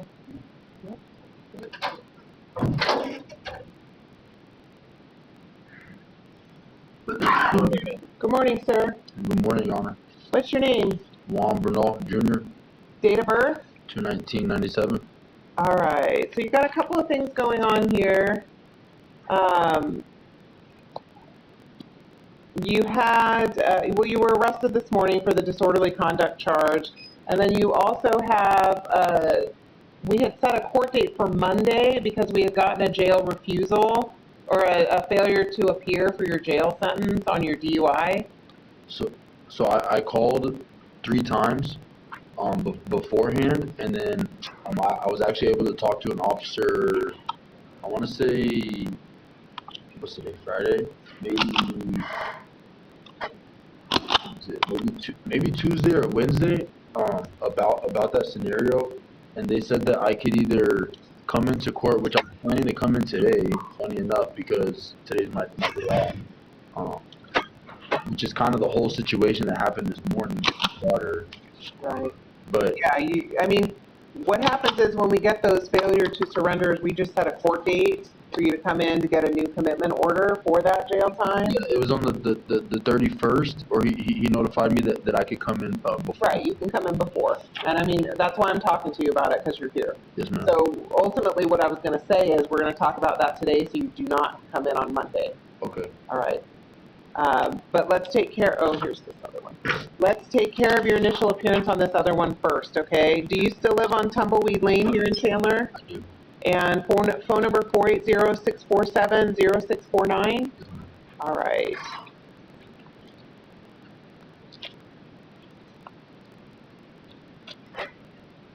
Sorry if I'm moving around, Your Honor. I have to go number 2 so bad. I'll try to hurry. I want to go with. I hadn't noticed, but I will hurry. Would rather go without company. All right. Yeah, I'm sure. So you were cited this morning for 1 count of disorderly conduct. That's a class 1 misdemeanor. The maximum penalty is up to 6 months in jail, up to $2,500 in fines, plus surcharges and assessments, and up to 3 years of probation. There is a mandatory minimum counseling program if you're found guilty, and there's some fees also, $185 in domestic violence fees and a $20 first responder death benefit assessment that has to be imposed. Conviction of a criminal offense may also have collateral consequences, including but not limited to immigration penalties. You have constitutional rights. You have the right to be presumed innocent, of course. The state has the burden of proving you guilty beyond a reasonable doubt at trial. You have the right to a trial to a judge. You have the right to remain silent. Anything you say can be used against you. You are being recorded this morning. You have the right to the assistance of an attorney. You may qualify for a court-appointed attorney. At your trial, you have the right to confront and cross-examine the witnesses against you. You have the right to compel witnesses to come to court and present evidence on your behalf free of charge. And if you're found guilty, you have the right to appeal. If you fail to appear for sentencing, set in your case for more than 90 days, you may give up that right to appeal. Any questions about your rights? No, Your Honor. Are you a veteran of the U.S. military? Yes, Your Honor. You are, okay. We do have a Veterans Court program. It's a voluntary program. Is that something you'd like to get information on? Yeah, I do. I like the different resources that they. Okay, what branch of the military? Army. Okay, great. Can I have that back? We're going to send him to Veterans Court. So I will appoint an attorney to assist you because that's standard on our Veterans Court cases. We're going to give you a court date to come back. Now, important for you to know, on Veterans Court cases, those cases are heard out of the Tempe Municipal Court because it's an East Valley system. Correct. On your paperwork, you'll see the address, also directions and parking instructions. And then we're also going to give you an authorization form so that Veteran Services can work with you and your attorney to resolve your case. Thank you. Yeah. When do you want to set your surrender for the 1 day? I'm assuming you don't want to do it just right now. No. Yeah. When do you want to set it? Next weekend is fine. Next weekend. Let's see, September. You want to? Does it have to be a weekend? No. It can be a regular. It could be any day of the week. You had it on a Saturday. They're probably pretty busy on the weekends. And How about Thursday? September 10th? This coming Thursday? Oh, this coming Thursday, the 3rd. Yes, ma'am. All right, we'll do it. We'll give you a new commitment order for that 1 day, and then you're going to get a court date. You will come to court when I tell you to be here, right? Yes, ma'am. I will release you on your own recognizance. Release condition 1, don't threaten, harass, or assault the alleged victim. And number 8, keep in contact with your lawyer. You'll find your lawyer's information on that paperwork along with your court date and all the information you need for that. We'll also get you the commitment order for September 3rd. I'll keep it at the same time that you had before, which was 8 p.m. 8 p.m. All right, we'll get you that information. I'll let them know you're done. Thank you. You're welcome. Hi, I will take you. Thank you.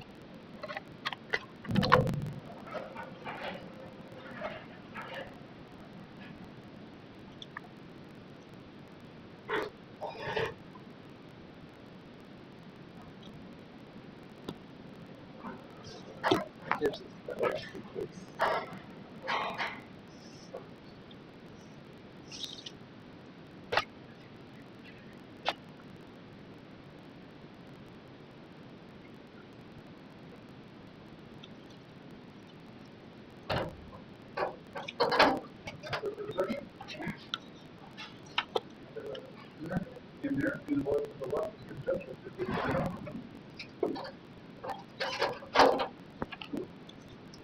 Good morning, what's your name? Tori Kayalsi, And your date of birth? 0803-2004.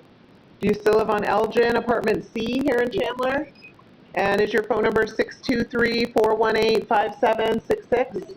All right, you're here this morning because you were cited for 1 count of assault and 1 count of disorderly conduct. Those charges are Class 1 misdemeanor and domestic violence offenses. The maximum penalty that could be imposed is up to 6 months in jail, up to $2,500 in fines plus surcharges and assessments, and up to 3 years of probation. At a minimum, if you were found guilty, you would be required to complete a counseling program because that's required by law. There's also some fees that are mandatory. The domestic violence fees total about $185, and then there's a $20 first responder death benefit fee that applies on both as well. Conviction of a criminal offense may also have collateral consequences, including but not limited to immigration penalties. You have constitutional rights, of course. You have the right to be presumed innocent. The state has to prove you guilty beyond a reasonable doubt at trial. You have the right to remain silent. Anything you say can be used against you. You are being recorded this morning. You have the right to the assistance of an attorney. You may qualify for a court-appointed lawyer.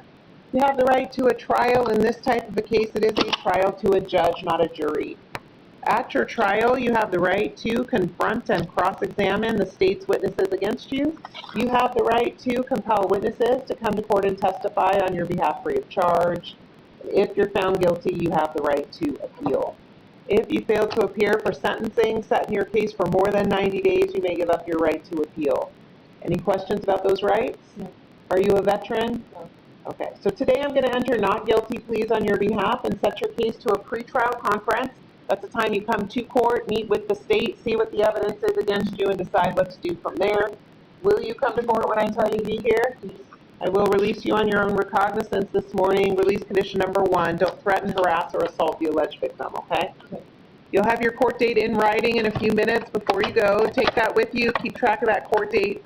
Make sure you come to court as scheduled. If you don't, a warrant can be issued. You could be held in custody pending the outcome of your case. You could face additional charges for failing to appear, and your case could proceed in your absence. So that's why it's so important to come to court, okay? Do you have any questions?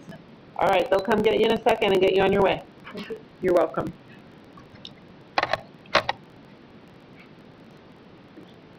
All right, we're all done in court. I think that wraps it up for the time being. All right, thanks.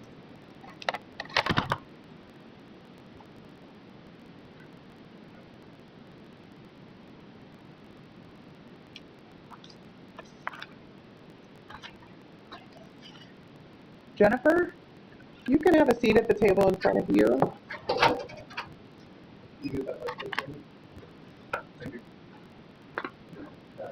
Good morning.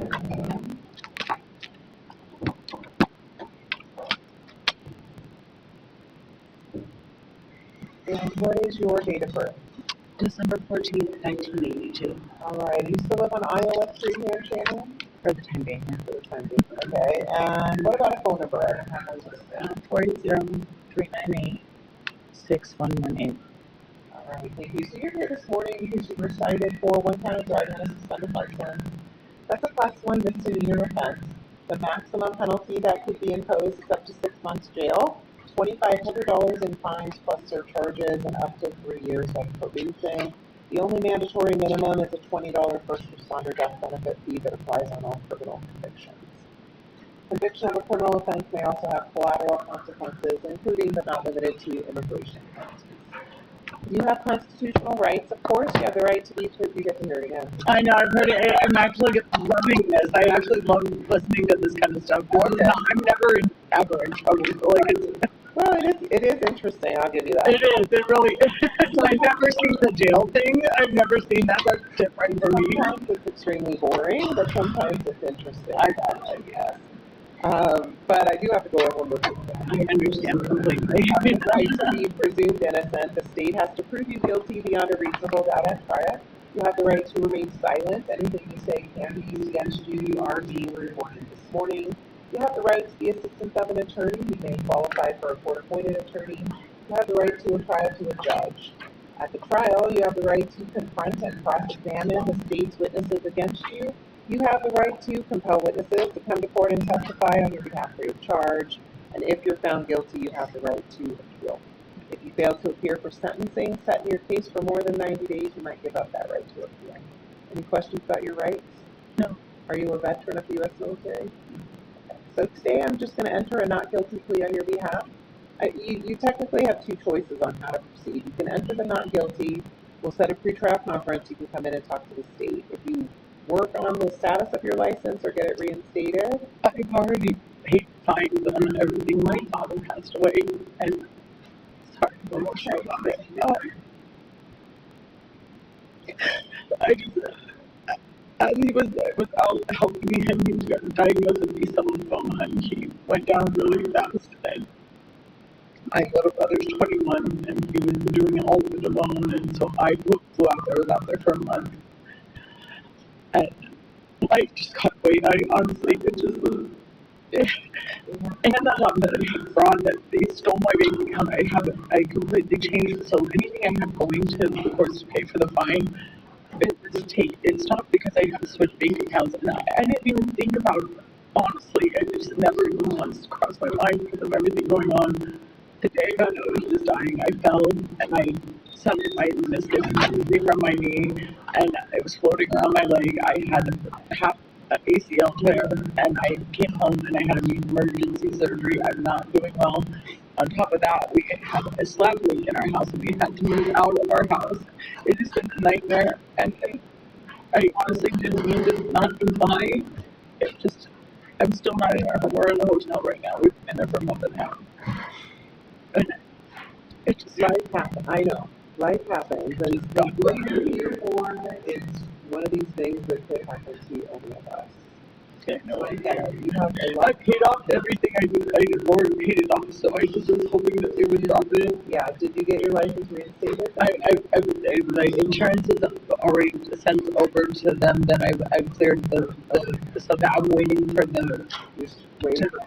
Yeah. So the reason I brought that up is because when you get reinstated, you can bring that information to the state, and they typically resolve it in a much better way for you. So the reason I brought it up is because on something like this, you could plead guilty to the court, but if you do that, I have to take your plea on the charge as it is, which I don't really want to do. Alternatively, I can enter that plea guilty, set you a court date. It will require you to come back and talk to them. That's fine. But if you bring that documentation and talk with them, they're pretty reasonable around here. I would expect a better resolution to go that route. I mean, it's not like anybody would have had. I mean, I literally, my life has not stopped. Well, your life is upside down. So you have reasons to be upset like this, but please don't spend too much time on this thing. Okay? Deal with what you have going on. Do what you can do with that license. Come back and talk to the prosecutor. Okay, and then hopefully this will be the least of your worries at that point. All right. So today I'm going to enter not guilty on your behalf. We'll set that pre-trial conference. It'll be about a month out. So I have about a month to get everything done. All you need to bring in is if they issue you a new license, it'll have a new issue date. If they don't issue you a new one, but they reinstate it, you can bring in some kind of a receipt or something for the reinstatement. I know. What do I do as far as just getting it? Just go down to the DMV because I'm still waiting on the insurance. It was 2 to 3 days.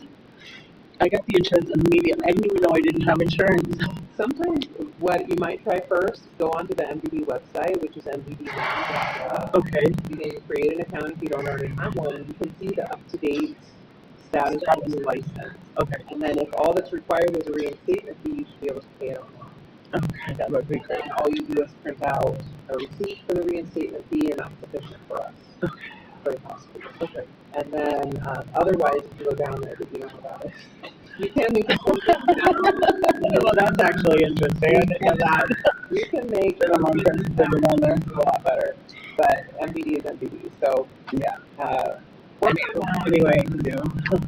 Anything I can do to just get this squashed. Like, I've never. And that'll be better. And, you know, the court doesn't have the authority to reduce it or dismiss it. That's the state's prerogative through the prosecutor's office. So, I can't do that for you, but I would say you're doing what you need to do.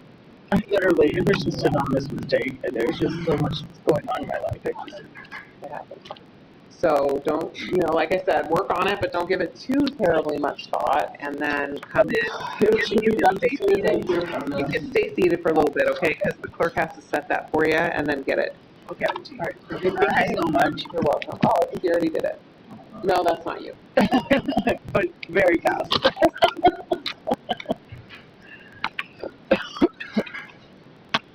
Oh. I couldn't believe it when I got that, when it happened. I was just like, can I get any more things going on right now in my life? When it rains, it pours, they say, I'm telling you. I think I'm just an anomaly right now. Yeah, well, I mean, it can only get better from here. That's what I was hoping for. That's what we keep saying. This world needs to get better. It does. That will never happen though. People please do. Yeah. Unfortunately. And now it can happen, sometimes with these photo enforcement and stuff, people really have no idea that there's been action taken on their license. People don't keep their addresses updated with MVD, so you don't get any of the notifications. Right, and we haven't been home because we've been out, so I haven't gotten any kind of notifications in the mail.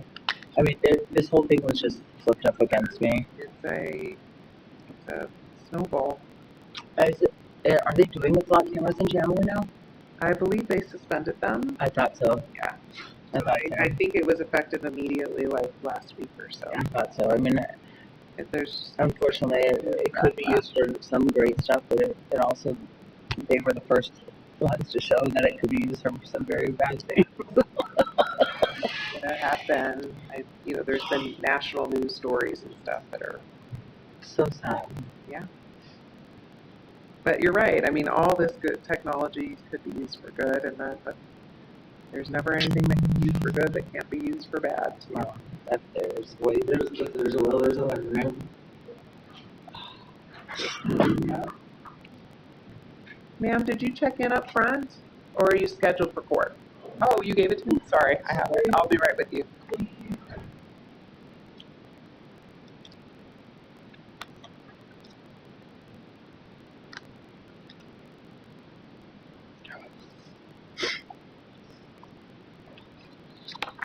I hate talking about it. It makes me sad. Well, anytime if you have to bring it up, I don't blame you one bit. I would be a rep. No, it's my best friend. As we get older and then starts happening and stuff.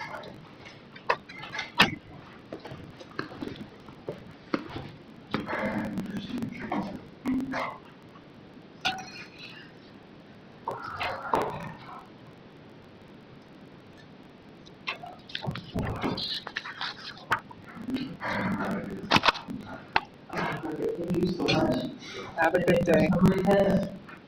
It used to be, do I kind of need to extend it for whatever reason that with the DMV I'm having issues? Yeah. You can either go to our website and file a motion on the website and ask for a continuance because you're still working on it. Okay. Or you can pop in. We have judges available on a walk-in basis from 8:30 to 11 and 1:30 to 4 every day. Okay, so I can just come in and talk to you guys and just say, That's good. You can talk. extension. Okay. And I'll know within the first 2 or 3 weeks if that's even going to be an issue. I'm hoping it should already be resolved. I mean, Continuance on a first like that is not an issue. okay, thank you so much. I really, You're welcome. Thanks for listening. I cried. Good luck. Have a good day.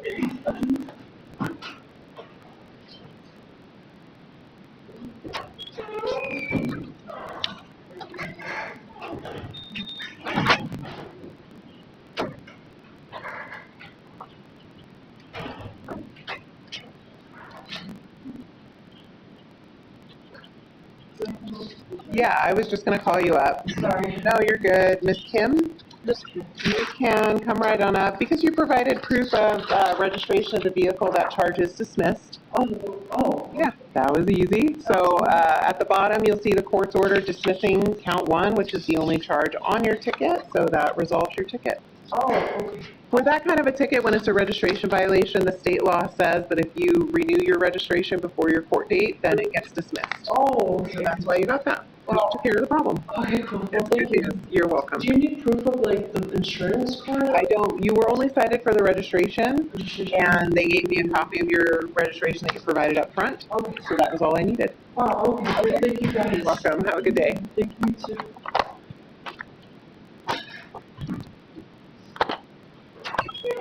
Can you move upstairs at 10:30?